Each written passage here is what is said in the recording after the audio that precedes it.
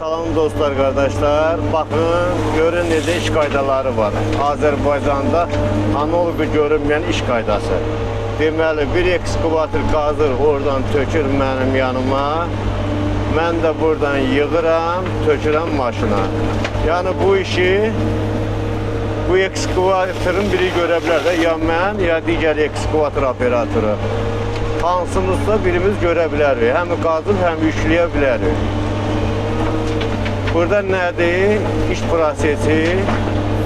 İş prosesi odur ki, mən arendayam, iminli dayanmayam. Yaxşı, mən arendayam, eybi yoxdur. Bu işi mən görüm də, eyni işi iki ekskavatora gördürüb. Buradan səbəb nədir? Çünki pul çoxdur. Yanacaq getməlidir, texnika dayanmamalıdır, texnikada problemlər olmalıdır. Niyə təzə qalsın biri? Bu ikisindən biri dağılsın. Düz deyirəm dostlar, yoxsa yox, operator yoldaşları.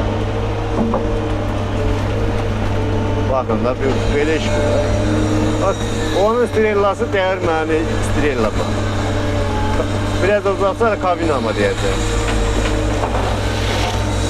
Mən belə iş yeri, yəni birinci səfər görürəm ki, səmsiz iş. Sür get.